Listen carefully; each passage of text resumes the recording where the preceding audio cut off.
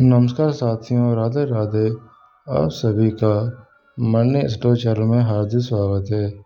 साथियों, जैसा कि आप सब जानते हैं, ज्योतिष शास्त्र में राहु और केतु को क्रूर ग्रह माना गया है और हम सब जातक जब कभी भी जब सुनते हैं कि हमारी कुंडली में राहु केतु हैं तो हम घबरा जाते हैं और सोचते हैं कि अब तो हमारे साथ बुरा ही होगा। चलिए आज हम विस्तार से जानते हैं केतु ग्रह के बारे में। साथियों, जो केतु ग्रह होता है ये एक बहुत ही अच्छा ग्रह माना गया है, क्योंकि जो केतु ग्रह होता है इसकी तुलना गुरुदेव से की गई है। केतु ग्रह ही एक ऐसा ग्रह है जो हम सब जातकों को इस लोक से यानी कि मृत्यु लोक से मुक्ति दिला सकता है, क्योंकि केतु ग्रह में वे सब क्वालिटीज होती हैं जो एक सन्यासी को चाहिए। जैसा कि मैं अब आपको उदाहरण देता हूँ। मान लीजिए केतु आपकी कुंडली में 9th हाउस में बैठा है और वे गुरुदेव की राशि में बैठा है, तो आप ये मान के चलिए कि वे जातक धीरे धीरे अपने आप में रहना पसंद करेगा और एक समय ऐसा आएगा कि वे जातक बस प्रभु के चरणों में ही विलीन हो जाएगा, क्योंकि केतु ग्रह उसको हर एक संसारिक चीज़ से दूर कर देंगे, क्योंकि केतु होता है डिटैचमेंट का कारण और मोक्ष का कारण। केतु का काम ही यही है, वे जहाँ भी आपकी कुंडली में बैठा होगा अब देख लीजिए, अब कहीं ना कहीं उस चीज़ से डिटैच होंगे यानी कि दूर होंगे। अगर मान लो आपकी जन्म कुंडली में केतु ग्रह 7th हाउस में बैठा है, तो आप ये मान के चलिए कि आपका विवाह करने में कोई इंटरेस्ट नहीं होगा। हो सकता है कि अगर शनि उस पर दृष्टि डाल दें तो वे जातक उम्र भर कुंवारे भी रह जाते हैं। इसलिए उस केस में हमें 7th हाउस की लॉर्ड की कंडीशन देखनी पड़ती है और शुक्र को देखना पड़ता है कि जातक का शुक्र उस कंडीशन में कैसा है, वरना वे जातक उम्र भर अविवाहित ही रहते हैं। चलिए अब हम बात करते हैं कि केतु ग्रह किन किन राशि में अच्छा रिजल्ट देता है। साथियों, जो केतु ग्रह होता है, जैसा कि मैंने पहले भी बताया कि ये 9 नंबर और 12 नंबर यानी कि गुरुदेव की जो दोनों राशि हैं इसमें अगर बैठा हो तो ये बहुत ही बेहतरीन रिजल्ट देता है। ये आपको शांति और आपको मोक्ष दिला सकता है और धीरे धीरे आपकी तरक्की भी जरूर करवाता है। इसलिए जिस जातक की कुंडली में केतु 9वें या 12वें बैठा है, वे जातक काफ़ी ज़्यादा आध्यात्मिक होता है और अपने आप में ही विलीन रहता है और प्रभु की भक्ति करने में इंटरेस्ट रखता है।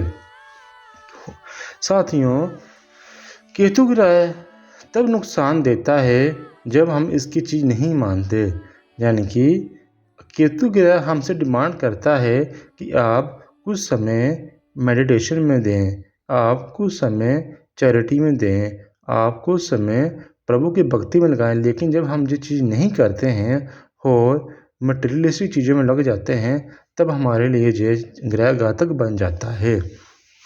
चलिए अब हम चर्चा करते हैं एक और योग के बारे में, यानी कि जिसे हम बोलते हैं काल सर्प दोष।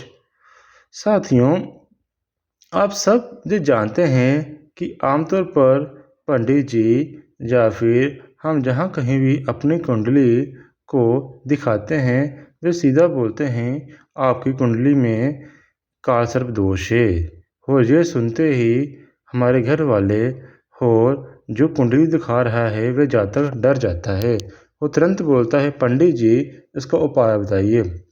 चलिए आज हम बताते हैं कि काल सर्प दोष होता क्या है। साथियों, काल सर्प दोष कुछ नहीं है, बस काल सर्प दोष उस तब बोलते हैं जब आपकी कुंडली में राहु केतु की एक्सिस में सारे ग्रह आकर बैठ जाएं। यानी कि सपोज कीजिए आपका, जैसे आप सब जानते हैं राहु केतु हमेशा एक दूसरे के ऑपोजिट ही बैठते हैं। अगर आपका केतु 5वें में है तो राहु 11वें में होगा, और अगर केतु 11वें में है तो राहु 5वें में होगा। ऐसे ही आप अपनी कुंडली में, पूरी कुंडली में इसे लगा सकते हैं। और जब कभी भी राहु केतु के बीच, यानी कि अगर राहु 5वें में है और केतु 11वें में है, 5वें और 11वें में सारे ग्रह आपके बैठ जाते हैं, एक सिंगल ग्रह भी इस एक्सिस के बाहर नहीं बैठता, यानी कि इस लाइन के बाहर नहीं बैठता, 5वें और 11वें हाउस के बीच बीच में बैठते हैं, तो आपको बोल सकते हैं कि आप काल सर्प दोष से ग्रसित हैं। साथ ही डरने की कोई बात नहीं है, काल सर्प दोष कुछ नहीं होता है, बस एक तरह का आप बोल सकते हैं आपको ग्रहण लगा होता है। बस इस कंडीशन में आपको डरना नहीं चाहिए, और बस भगवान शिव की भक्ति अधिक से अधिक करनी चाहिए। और जब कभी भी राहु की महादशा आए तो आप जरूर ही, अगर पंडित जी से उपाय करवाए तो बढ़िया है, नहीं करवाए तो आप हर सोमवार को जाकर भगवान शिव को जल अर्पण करें, और हो सके तो महामृत्युंजय का जाप करें, क्योंकि महामृत्युंजय का जाप करने से ये दोष क्षणभर में नष्ट हो जाता है और आपको कोई नुकसान नहीं होता। हाँ, अगर ये एक दोष काफ़ी ज़्यादा सीवियर है, यानी काफ़ी ज़्यादा आपकी कुंडली में बड़ा हुआ है, तो आपको बार बार सांप दिखाई देंगे, और हो सकता है कि इस जातक की मृत्यु भी कई दफ़ा सांप काटने से हो जाती है, क्योंकि ये दोष कई दफ़ा जान लेके जाता है। लेकिन हर एक ही कंडीशन में ऐसा नहीं होता, ये डिपेंड करता है कि सिचुएशन क्या है। अगर मान लो आपकी कुंडली में गुरुदेव स्ट्रॉन्ग हैं, या आपका लग्नेश स्ट्रॉन्ग है, या आपका अष्टमेष्ट यानी कि जो 8वें घर का मालिक है वे स्ट्रॉन्ग है, तो जाओ, मैं आपको बोलता हूँ आपको कोई दिक्कत नहीं आएगी, क्योंकि ज्योतिष शास्त्र में बोला गया है अगर लगन, यानी कि अगर लगन भाव का लॉर्ड और स्वामी आपकी कुंडली में ऊंच होकर और गुरु से दृष्ट हो रहा है, या फिर आपका लगन भाव का स्वामी 9वें घर में बैठा है, तो आप ये मानकर चलिए वे जातक तो कोई चिंता करने की जरूरत ही नहीं, उसके हर एक काम और लंबी आयु वह जीता है। चलिए, ये बात होगी आपकी काल सर्प दोष की। साथियों, आज की वीडियो में बस इतना ही।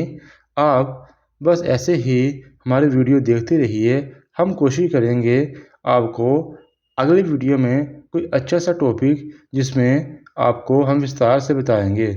और कमेंट में आप ज़रूर बताइए कि आप हमसे क्या जानना चाहते हैं, क्योंकि जैसा कि आप सब जानते हैं ज्योतिष शास्त्र बहुत ज़्यादा वास्ट है, यानी कि बहुत ही बड़ा सब्जेक्ट है, इसको कवर करना किसके लिए भी संभव नहीं है। इसलिए हम तो डेली ही सीख रहे हैं और कोशिश करते हैं जितना हमें आता है हम आप सबसे नॉलेज शेयर करें और सरल भाषा में बताएं। साथियों, धन्यवाद। आज की वीडियो में बस इतना ही। भगवान आप सबका भला करे। राधे राधे।